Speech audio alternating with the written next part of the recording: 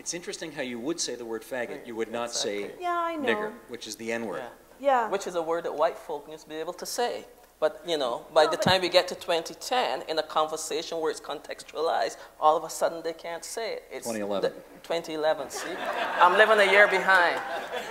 Just let me finish. So part of what is at stake is that we still live in a culture where it is acceptable to make certain kinds of human beings less than.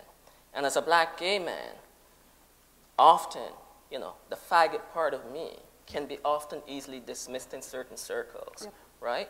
So part of what is at stake is, I entirely agree with you, we can't whitewash history, but there are lots of ways in which we work to whitewash history. So in a conversation like this, all of the white folks should be able to say the word nigger, but nonetheless we recurse to these kind of euphemisms, the N-word, and the kind of question is why? Well, I don't use the C word either. I can't do it.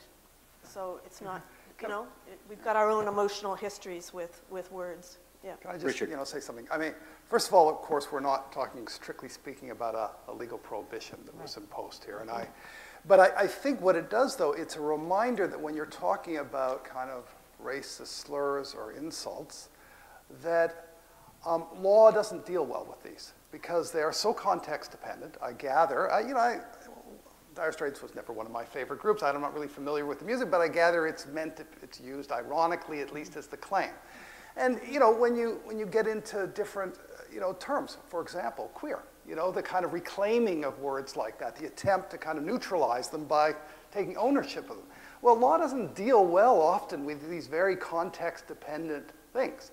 By the same token, you know, the use of racist insults and so forth, you know, one can't institute a simple legal ban on those. Okay. That's problematic. And yet, we do recognize that in some contexts, that people should be free of the insult and harassment that may operate. So the workplace, you know, we accept that, look, somebody should, in a closed environment like that, not have to be confronted with, you know, insults of different kinds, which are not isolated. They're part of a systemic practice of some kind. And so, I think realistically, we know that, look, you can't have a sweeping legal ban on every use of any racist insult for reasons of context, for reasons of, sadly, not the ubiquity of them or whatever it might be.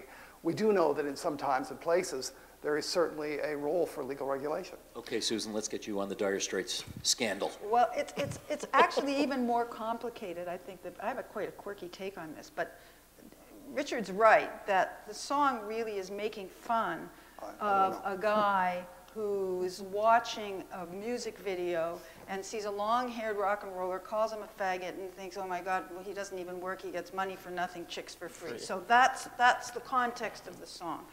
Now, but we should be clear, and we may be slightly off topic, but for the sake of just understanding the context, there are all kinds of regulations about what you can see in prime time, what you can hear on the radio, especially on AM radio. When that record was put out, you had an AM version that sounded much worse than the FM version, and you know, there's a reason why Alanis Morissette can't say chicken shit on radio. That there's a number of words, and they're categorically no that you can't use. So just for context, it's important for us to know that. But chickens aren't complaining about Alanis Morissette. No, but and what's interesting about this though, but you know, I mean, we could argue also that rock and roll listeners aren't the most, you know, nuanced of listeners, because this poor listener who heard faggot and was felt it.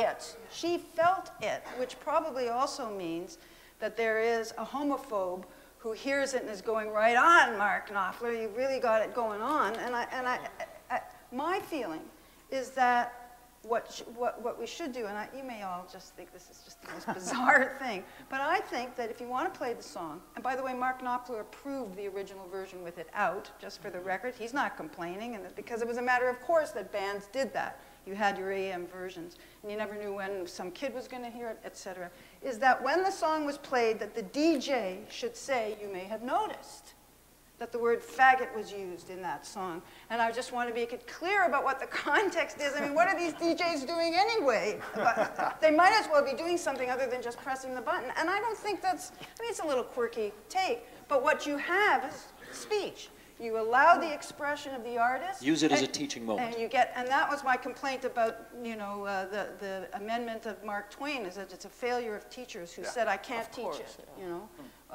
And anyway. Could I just say the obvious here, which is, in a small way, what you've just articulated, is the classic civil libertarian response to the desire to clamp down on speech. And the classic argument is, if you don't like what you're hearing, talk back.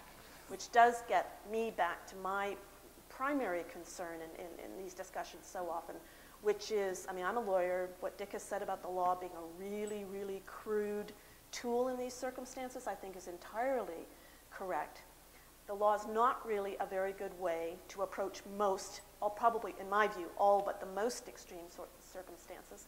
But that leaves all these other wonderful opportunities for us that don't carry the same But I only applied the explanation because it wasn't used in a hateful way.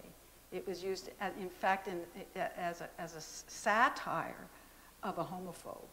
So, I mean, I don't know whether I would say the same thing, that it would be sufficient enough if you know, and particularly regarding the misogyny in hip-hop music.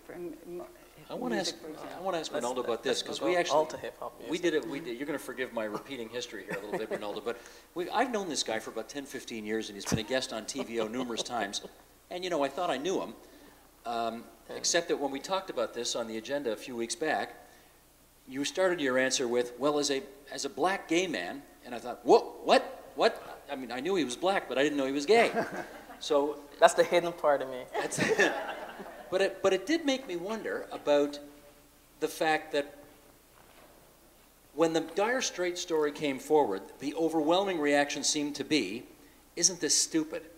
Of course you should be allowed to say faggot on the air. We have been for 25 years. At the same time, people are very uncomfortable saying anything other than the N-word.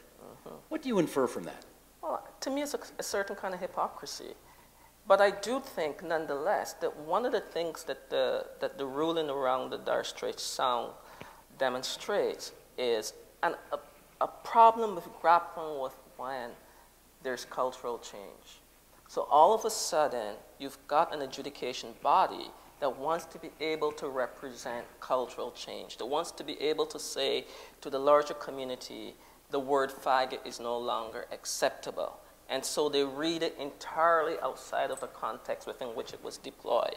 In the similar way that folks who use the euphemism, the N-word, are also trying to reflect cultural change, that they know it's no longer, in many instances, acceptable to use the word nigger.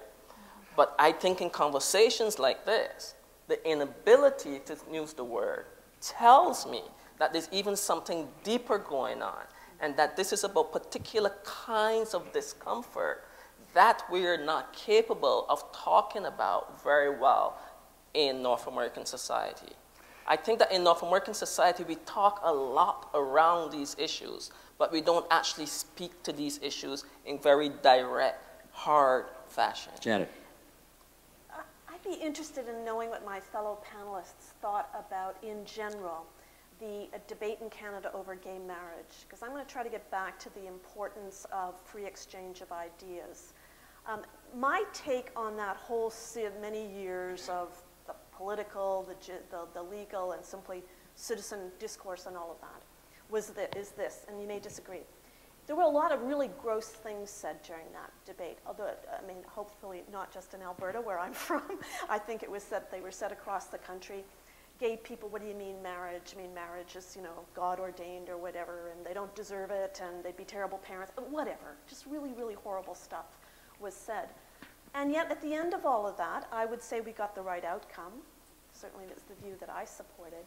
And we have a relatively solid buy-in to the result. You know, the figures seem to be, I think, in opinion surveys, I think they're pretty solid. And you just don't have very many places where people are up in arms about the fact that gays can marry now in Canada. And I would suggest, this is how we tie it back into free speech, I would suggest that is in part because there was such an open discussion.